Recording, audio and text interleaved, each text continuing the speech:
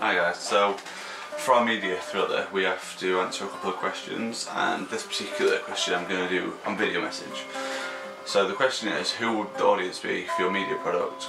And from my pitch video we decided it was going to be 18 to 35 year olds.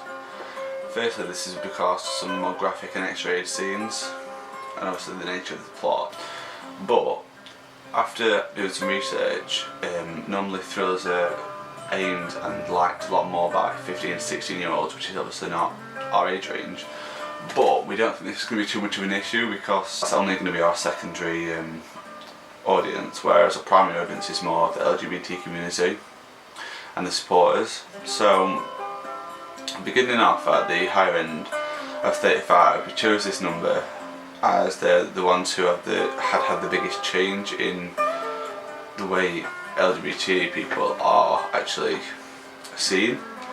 So obviously when they were younger it wasn't deemed to be alright, it wasn't deemed to be okay to be gay. So we thought it would help concrete some of their representations and change them a little bit if they need to be changed. But obviously most of this is because of the media and the government, like especially in the 1950s, the government was representing gay men and people to be predators and dangerous. I will insert a couple of clips, but one particular quote from the video I got was homosexuality is sickness of the mind. Jimmy hadn't enjoyed himself so much in a long time. Then during lunch, Ralph showed him some pornographic pictures. Jimmy knew he shouldn't be interested, but, well, he was curious. What Jimmy didn't know was that Ralph was sick, a sickness that was not visible like smallpox, but no less dangerous and contagious, a sickness of the mind. You see, Ralph was a homosexual, a person who demands an intimate relationship with members of their own sex. Finally, Jimmy told his parents, and they reported it to the juvenile authorities. Ralph was arrested, and Jimmy was released on probation in the custody of his parents. But all homosexuals are not passive. Some resort to violence, as in the case of Mike Merrick. Which I think we can all agree is very, very rash. But also this video is quite so intense that it is comical now because it's just so outdated. So we did take a little bit of inspiration from this, and this then leads to our younger age group. So as we're aware, most artists these days are taking derogatory words, so for like the black community, the word nigger, put it into their songs and making the connotations of that their own. So much like this, we'd like to take gay people's representation of being dangerous and kind of twist them to be so harsh that they're actually comical and they don't exist anymore. We'd like to take art as being obviously a gay serial killer.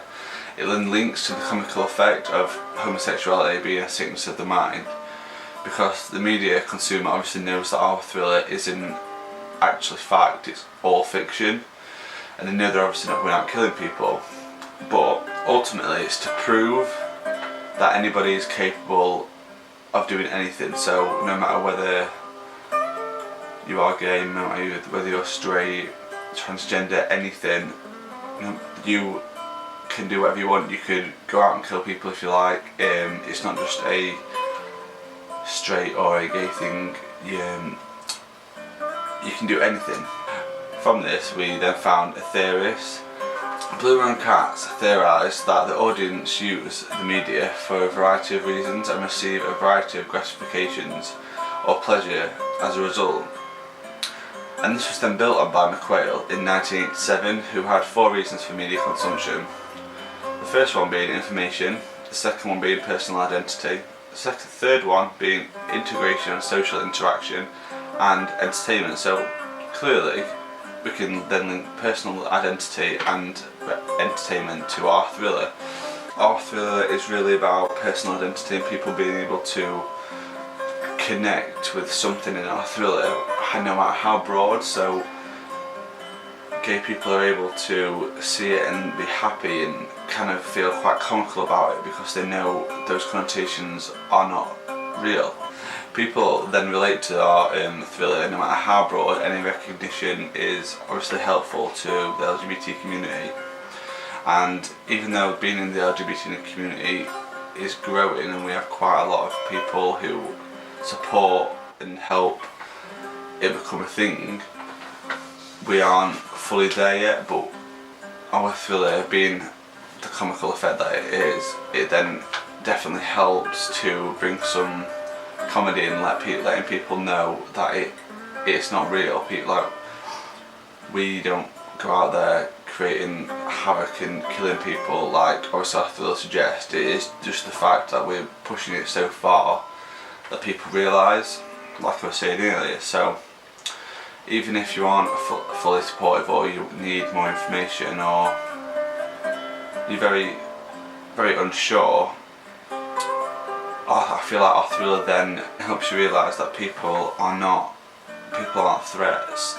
They just any normal people, and I think that is really what our thriller is about. It's just getting recognition and hope and proving to people that it doesn't matter where you come from. It doesn't matter what gender you like, what gender you are. It's completely okay, and no matter how silly generalisations will get, everyone's going to do what they want to do, and no one's going to stop them, and no one's going to be oppressed anymore. So that's it.